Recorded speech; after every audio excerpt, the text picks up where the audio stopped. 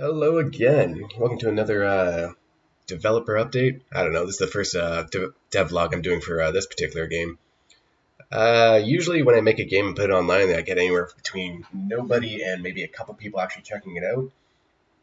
With the creepy warehouse game, I've gotten hundreds of people looking at it and downloading it over the last 2 weeks, so that was pretty exciting, and I was really looking forward to starting my next project. So this is a really early build of what the project's kind of looking like. With the creepy warehouse game, we were just doing Slenderman and just kind of just putting my own concept out of it and doing all the artwork and stuff like that for that. So this time we're using Five Nights at Freddy's. I thought I could do everything that made in that game and maybe do my own thing with that too. So anyway, so this is just very much a work in progress. It's not very visually entertaining. I just wanted to talk about and tell you guys what I was doing. Basically, in the context of this game, you're being harassed by four mannequins who are all color-coded based on the same colors as Pac-Man. There's no particular reason for the Pac-Man connection, but it really helped focus on trying to establish a personality for all these characters.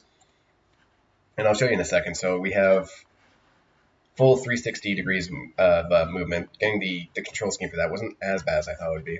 Like, you can't look up and down, but at least you can look side to side. And I guess you guys can't see my mouse right now. But basically, point and click horror game, so you can look at your doorway. If there's something scary standing right there, you can go and shut the door by pushing the button. There's something at the window, you can shut the button, right? And then obviously I still have to implement the electricity mechanic, which I think I'll put a generator in this corner, so it's kind of in the level where you can see updates of how much power you have left and how long you can keep these doors locked for. And then what I just finished was, pretend this cube's a laptop right now, is you have to turn your back on the actual windows and door to actually turn on your cameras. So obviously, again, it's functional, but it's not very pretty. The initial version of this, I was just using like flat squares to try to indicate where all the camera is. And I realized I don't have a separate camera for each section. Instead, I have the same camera that's just teleporting to different areas. First couple tries making this game, I tried to make the whole area in one go, which turned out to be a really terrible idea. So these are all very much separate chunks of a level, with the camera positioned in a very tactical place. So you see this area right here is supposed to look like a lobby. So the back wall is missing right now, and there's nothing actually going on to the right. And you can almost actually see some of the level geometry in the of other sections through the windows. So we have all the cameras working. I'm going to establish so you can actually shine a light or have some control over the lights during each camera movement. So all these cameras will be equipped with a flashlight on them that you can just kind of flicker on and off and see if there's any bad guys there. So just like in the last game, the most difficult portion of this was creating the enemy's AI. So basically, you'd start here. This would be the layer interior. So you'd see where all your villains are right here. And so basically, you have four mannequins that you're dealing with. One guy, I just have him he just moves around randomly. And he's not really meant to be a threat. He's just supposed to kind of wander around, just make you uncomfortable. The only time he's really dangerous is if your room makes any noise. So throughout the night, at one point, your alarm clock might go off or your cell phone will start beeping. And yeah, while it'll go away on its own, or the player will have an option to turn it off manually, which you're going to want to do, because anytime there's noise playing and the first enemy is nearby, then he's going to try to invade your apartment by attacking from the side room. So this is the side room, so you can't actually, there's no camera in your actual bedroom, but this camera, I guess I still have to make a map here so you can actually see where everything is in relation to each other. But if you see bad guys in here, then you know they're one step away from attacking you. And then once you're actually being attacked, you have an opportunity to look behind you and see if there's anyone there.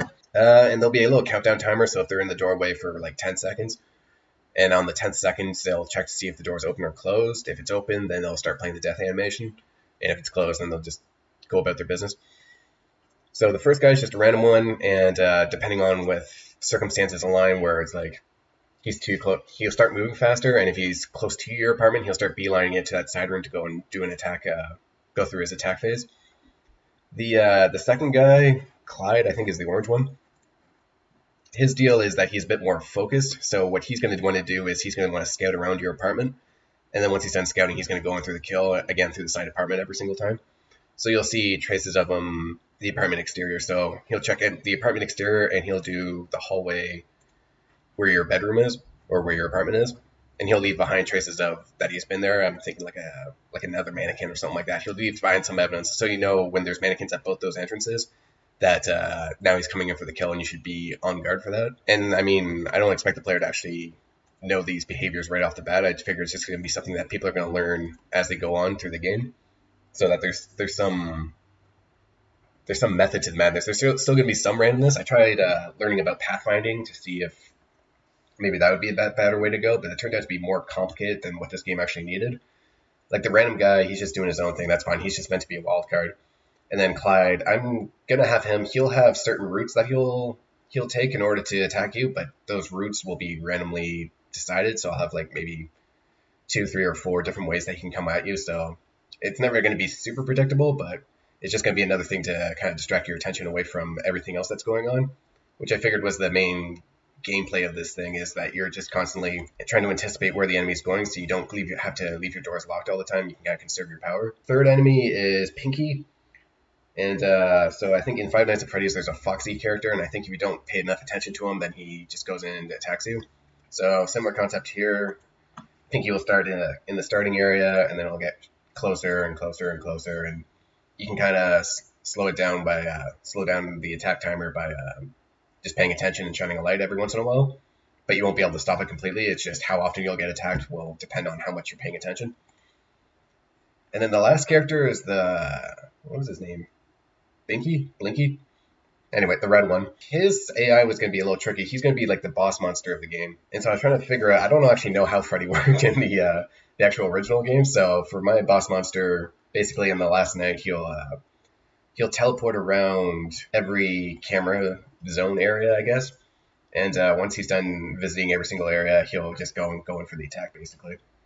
And so again, you'll be able to slow him down. But the idea is you can't really track where he's going. He's just going to constantly be making noise everywhere and just kind of distracting you.